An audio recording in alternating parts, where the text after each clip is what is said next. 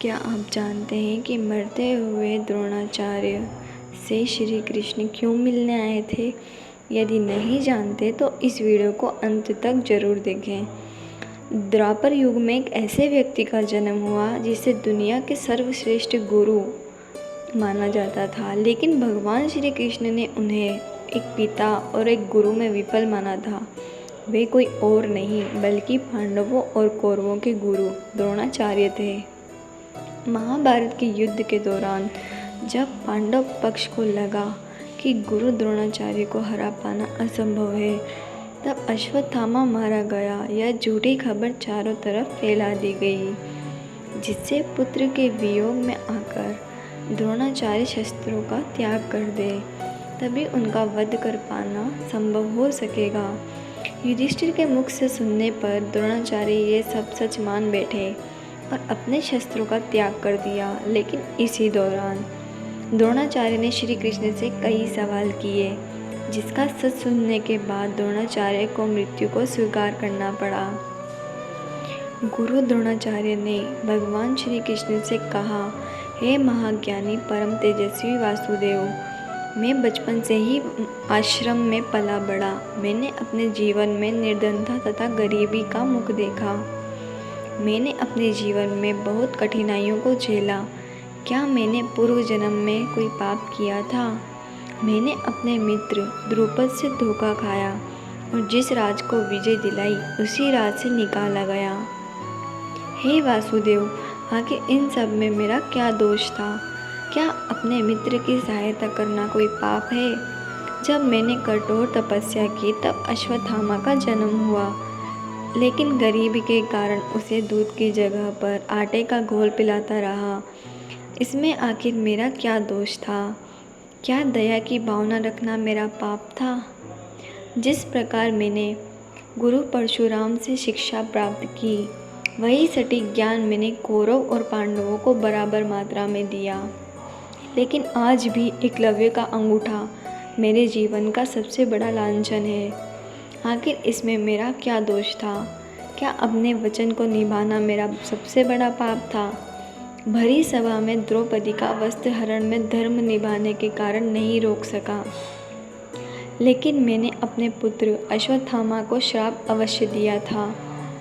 फिर इसमें मेरा क्या दोष था? क्या राजकीय धर्म का पालन करना मेरा सबसे बड़ा पाप था?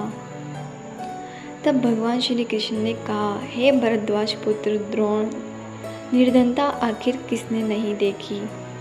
एक शिशु जन्म से ही निर्धन होता है, लेकिन कुबेर के भंडार को पाने के लिए मेहनत, संघर्ष और धैर्य अति आवश्यक है।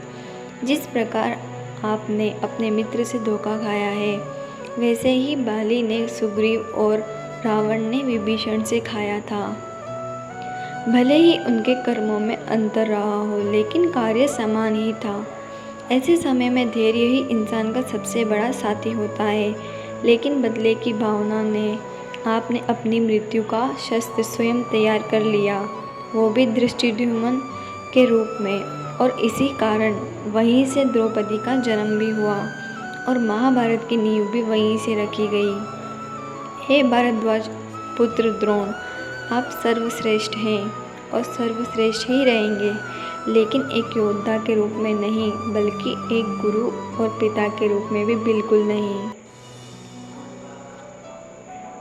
दुनिया आपको जानेगी अर्जुन के गुरु के रूप में, बल्कि सर्वश्रेष्ठ के रूप में नहीं। एक गुरु का दायित्व होता है कि वह अपने शिष्य को श्रेष्ठ तथा उत्तम बनाए। एक गुरु का दायित्व होता है कि वह अपने शिष्य को धर्म अधर्म के बीच का अंतर समझाए, और अगर वह यह भी नहीं कर पाया तो वह शिक्षक के रूप में विफल माना जाता है। वहीं एक पिता का कर्तव्य होता है कि वह सारे मोह का त्याग करके अपने पुत्र के चरित्र को उत्तम बनाए। एक गुरु के रूप में आप सिर्फ अर्जुन के गुरु नहीं, बल्कि आप अपने आश्रम में मौजूद सभी शिष्यों के गुरु थे, लेकिन आपने अर्जुन को प्रिय समझा। वहीं कौरवों को सिर्फ आपने युद्ध की ही शिक्षा दी, उनके चरित्र का निर्माण का कार्य आपने नहीं किया। जब इंसान बालक होता है तभी वो शिष्टाचार को सीखता है और यह आपका प्रथम कर्तव्य था कि आपको दुर्योधन और उसके भाइयों का चरित्र का निर्माण करना था, लेकिन आप उसमें विफल रहे, यह जानते हुए भी कि दुर्योधन और उसका भाई अधर्मी होते जा रहे हैं। फिर भी आपने कुछ नहीं किया। वहीं अगर आप एक पिता के रूप में सफल होते तो आज आपको अधर्म के पक्ष पर खड़ा होकर युद्ध नहीं करना पड़ता।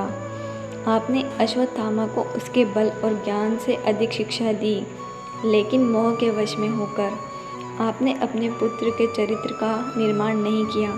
अगर आपने अपने मोह का त्याग किया होता और कठोर रहते बचपन में ही दुर्योधन के साथ गया था, तब आपने कठोरता बिल्कुल नहीं दिखाई। अगर कठोरता दिखाई होती और उसे धर्म के पथ पर चलने के लिए विवश किया होता, तो शायद उसके अंदर का धर्म जिंदा रहता और द्रौपदी के साथ भरी सभा में ऐसा पाप नहीं होता। अगर आप धर्म का पालन करते और गुरु होने का दायित्व निभाते, तो आज महाभारत का युद्ध नहीं होता। इतना सुनते ही द्रोणाचार्य की आंखों से आंसू निकलने लगे और उन्होंने अपने शस्त्रों का त्याग कर दिया और फिर उन्होंने वहीं पर समाधि ले ली और योग साधना में लीन हो गए। उनकी आत्मा का एक अंश बृहस्पति देव में लीन हो गया। तभी द्रुपद पुत्र धृष्टद्युम्न ने उनकी गर्दन को धड़ से अलग कर दिया। इसी प्रकार कौरवों और पांडवों के गुरु द्रोणाचार्य का वध हुआ। तो दोस्तों, कैसी लगी आपको यह वीडियो? यदि आपको वीडियो अच्छी लगी हो तो वीडियो को लाइक ज़रूर करें।